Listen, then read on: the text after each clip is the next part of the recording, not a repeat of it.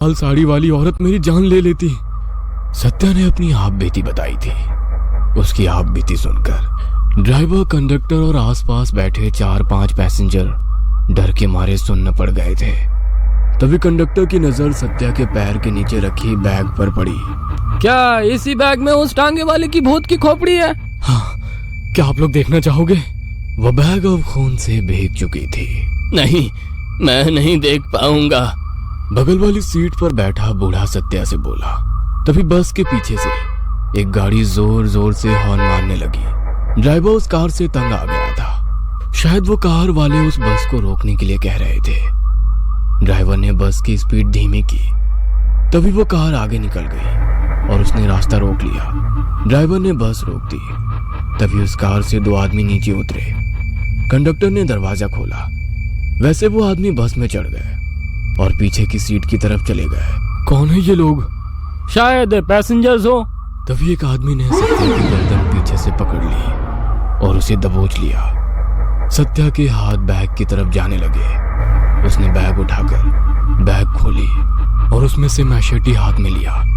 तभी बस में चढ़े दूसरे आदमी ने उसका मैशेटी वाला हाथ पकड़ा और सत्या के हाथों से बैग नीचे गिर गया। बैग नीचे गिरते ही उसमें से एक आदमी का कटा सर नीचे गिर गया। वो कटा सर देख पैसेंजर्स की चीख निकल गई। बस में चढ़े 2 आदमियों ने सत्या को दबोच लिया। उसमें से एक आदमी चिल्लाया, शांत हो जाओ सब लोग, ये आदमी पागल है। कुछ दिन पहले पागल खाने से भागा था और इसने अभी कुछ दूरी पर रास्ते पर एक कार वाले का खून किया है और उसका सर काटकर बैग में रखकर वहां से भाग निकला। यह सुनकर ड्राइवर, कंडक्टर और बस में बैठे सभी पैसेंजर्स के होश उड़ गए। इसका मतलब सत्या क्या पागल था और वो टांगे वाले भूत को नहीं बल्कि एक कार ड्राइवर को मारकर उसका सर बैग में लेकर भाग रहा था। यह सुन सत्या पागलों की तरह चीखने लगा, पागल नहीं हूं मैं, पागल नहीं हूं मैं। वो लाल साड़ी वाली औरत सच में है, वो सच में है। उन लोगों ने सत्या को दबोच लिया था, जिसके बाद उन्होंने उसके हाथ पांव रस्सी से बांधकर उसे कार में बिठा दिया। लेकिन ड्राइवर और कंडक्टर को सत्या की पूरी कहानी सुननी थी कि असल में वो पागल कैसे हुआ और वो जिस रेलवे स्टेशन का किस्सा सुना रहा था उसका आखिर मामला क्या था। उन्होंने उन 2 आदमियों को सत्या के बारे में पूछा। वो लोग पागलों के अस्पतालों में ब्रदर थे। उन्होंने बताना शुरू किया, ये पागल सत्या एक पहाड़ी रेलवे स्टेशन पर वॉचमैन का काम करता था। लोग कहते हैं कि वो स्टेशन भूतिया है। कुछ सालों पहले एक पति और पत्नी उस रेलवे स्टेशन पर आए थे। उन दोनों का स्टेशन पर झगड़ा हुआ और पति ने पत्नी को चलती ट्रेन के नीचे फेंक दिया। वो औरत प्लेटफॉर्म के आगे वाली ट्रैक पर ही ट्रेन के नीचे आकर मर गई।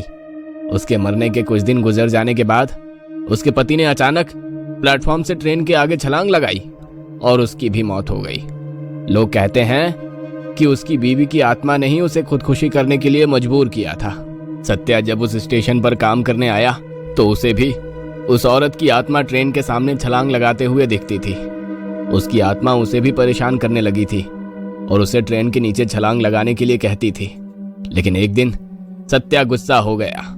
वह बस उस औरत की आत्मा को खत्म करना चाहता था।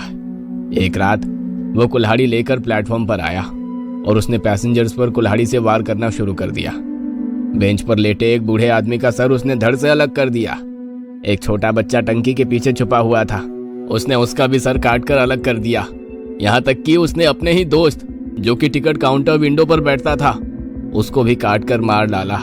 यह सुन सत्या कार से चिल्लाने लगा, मैंने सुरेश को नहीं मारा, मैंने उसे नहीं मारा, उसे उस औरत की आत्मा ने मार डाला।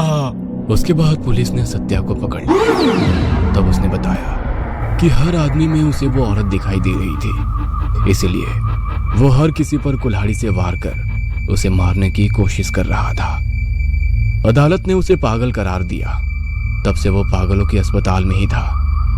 अभी कुछ 4-5 दिन पहले वो वहां से भागा था। सत्या के बारे में सुनकर ड्राइवर और कंडक्टर का घसा सूख गया था, क्योंकि वो भी सत्या से बचे थे। भगवान का आशीर्वाद था, इसीलिए सत्या को ड्राइवर और कंडक्टर में वो औरत नहीं दिखाई दी और वो दोनों जिंदा बच गए। सत्या अभी भी पागलों के अस्पताल में भर्ती है और उसे आज भी उस लाल साड़ी वाली औरत की आत्मा दिखाई देती है। विनय और उसके दोस्त आपके टिपिकल अमीर बाप के बिगड़े हुए लड़के थे। उन्हें ना गरीबों की परवाह थी और ना उनकी फिक्र। उनका जो मन करता वो करते। उनका कोई कुछ बिगाड़ने वाला नहीं था। पर कभी ना कभी ऊंट पहाड़ के नीचे आता जरूर है, कभी जल्दी तो कभी देर से। विनय और उसके 7 दोस्त एक दिन पास ही के गांव में रात के समय चले गए। इस गांव में गरीबों के पास अपने मुर्दों को गड़ाने की जगह भी नहीं थी, इसलिए उन्हें गांव की सड़क के किनारे गड़ा दिया जाता। इसी सड़क के पास लगे एक बोर्ड में लिखा था, हमें आराम से सोने दें, हम आपको आराम से सोने देंगे। जब विनय और उसके 7 दोस्त वहां पहुंचे तो सबसे पहले उन्होंने इस बोर्ड को निकाल फेंका और फिर जिंदा इंसानों की इज्जत ना करने वाले लफंगों के इस गुट ने मुर्दों के साथ भी यही सलूक शुरू कर दिया।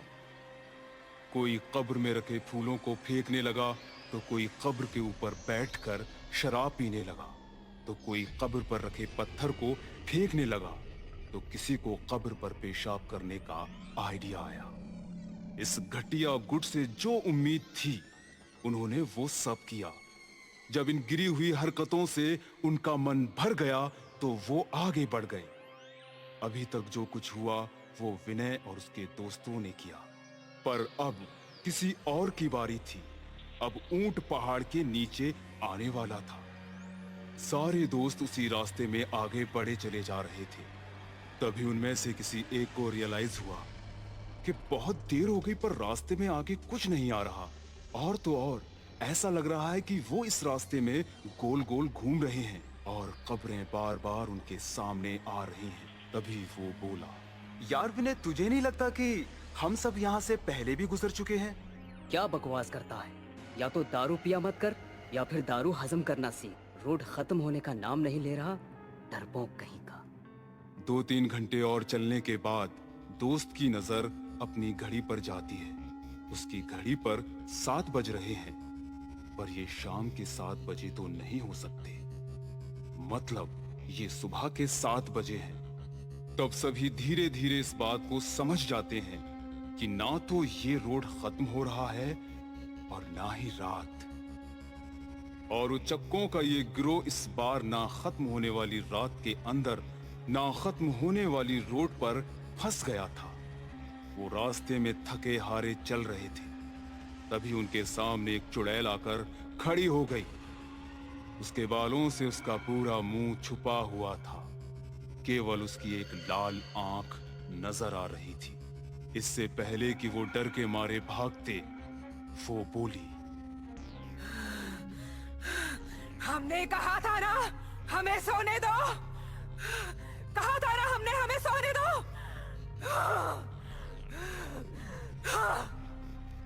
और ये कहते ही कहते उसने अपने हाथ में रखा एक भाला सारे दोस्तों की तरफ फेंका और ये उनमें से एक के सीने में आकर लगा और उसकी मौत हो गई।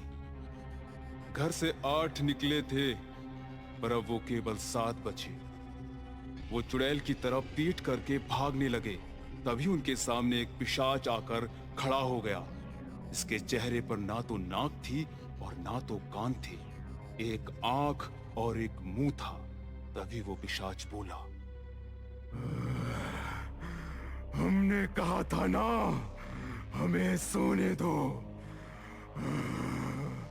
हमने कहा था ना हमें सोने दो।